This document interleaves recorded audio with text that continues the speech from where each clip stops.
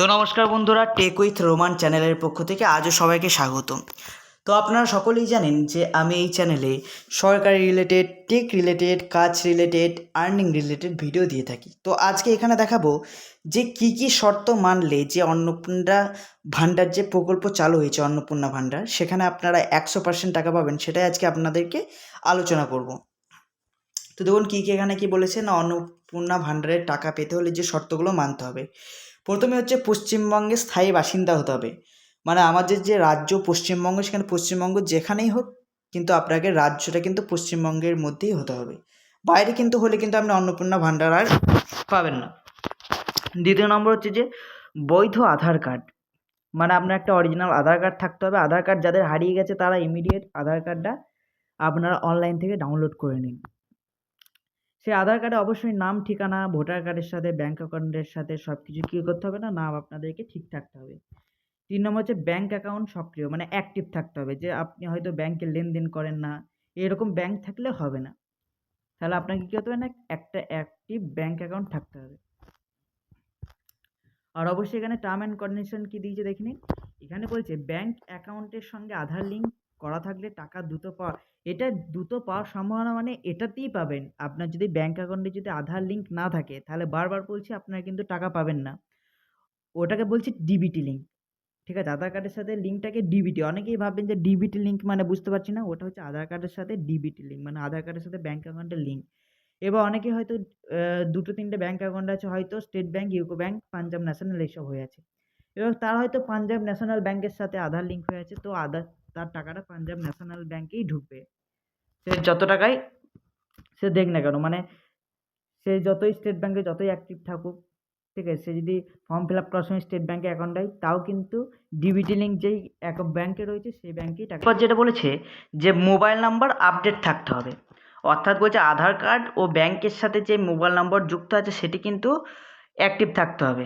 অর্থাৎ তোমার সাথে আধার কার্ডের সাথে যেই মোবাইলটা রয়েছে বা ব্যাঙ্কের সাথে যেই মোবাইলটা আছে সেই মোবাইলটা কিন্তু অ্যাক্টিভ থাকতে হবে, ঠিক আছে। কারণ আবেদন যখন হবে বা আবেদন যখন এখন চলছে, ধরো মানে এখনও চলছে, মানে সেটা বলা ভুল হবে, কারণ এখনও অফিসিয়াল কিন্তু অনলাইন অ্যাপ্লাই, আমি অফিসিয়াল ওয়েবসাইটের লিঙ্ক দিয়ে দেবো, সেখানে তোমরা ভিজিট করে দেখতে পারবে যে কখন কি তারা চালু করবে না করবে, ডাউনলোড পিডিএফ করে নিতে পারবে সব কিছু। এছাড়াও কী বলছে, পরিবারে আয় সীমার মধ্যে থাকতে হবে। ভুয়ো তথ্য দিলে আবেদন, এবার তোমরা চাইছো কেউ ডুপ্লিসিটি করবে, কিন্তু এখন আর হবে না। অনেক আগে ডুপ্লিসিটি হয়েছে, কিন্তু এখন আর ডুপ্লিসিটি তোমরা করতে পারবে না, যেহেতু কেন্দ্রীয় সরকার সরাসরি দিচ্ছে। সরকারি নথি মানে যে সরকারি যে ডকুমেন্টসগুলো রয়েছে সেগুলো তোমাদেরকে ঠিক থাকতে হবে, যেমন Aadhaar card, voter card, ration card, bank passbook, mobile number, passport size photo.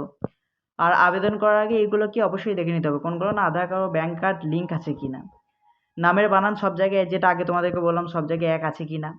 Mobile number active আছে কিনা, ব্যাঙ্ক অ্যাকাউন্ট অ্যাক্টিভ আছে কিনা। আর কারা সুবিধাটা পাবেন, দরিদ্র পরিবার, গ্রামীণ এলাকার মানুষ, মহিলা প্রধান পরিবার, শ্রমিক পরিবার, বেকার সদস্য থাকা পরিবার। তবে এখানে একটা সতর্কতা জারি থাকতে হবে, যেটা হচ্ছে কি না, সোশ্যাল মিডিয়ায় অনেক ভুয়ো খবর, ভুয়ো আবেদন বেরিয়ে গেছে, ঠিক আছে। তোমরা দেখবে যে অনেক ভুয়ো আবেদন বেরিয়ে গেছে, তো সেই সব সোশ্যাল মিডিয়াতে সেগুলো তোমরা আগে যাচাই করবে, তারপরেই কি করবে না, তোমরা অন্নপূর্ণা ভাণ্ডারে ডিটেলসগুলো দেখবে, ঠিক আছে। তো এখানে দেখো আমি অফিসিয়াল ওয়েবসাইটের লিঙ্ক দিয়ে দিয়েছি, আমি দেখো এখানে দেখো অফিসিয়াল ওয়েবসাইটের লিঙ্ক দিয়ে দিয়েছি আমি। তো এখান থেকে তোমরা দেখো এখানে অ্যাপ্লাই নাও, তো ডাউনলোড পিডিএফ, এছাড়াও তোমার এখানে কি করতে পারবে না, অ্যাপ্লাই নাও, চেক, এখানে তোমরা কি করতে হবে, চেক স্ট্যাটাস। এখানে ধরো যেখানে অ্যাপ্লিকেশন, তোমরা অ্যাপ্লাই করার সময় অ্যাপ্লিকেশন আইডি দেবে বা মোবাইল নাম্বার যেটা দেবে, সেখান থেকে তোমরা কি করতে পারবে না, সেই মোবাইল নাম্বার দিয়ে তোমরা চেক করতে পারবে, ঠিক আছে, তোমরা চেক করতে পারবে।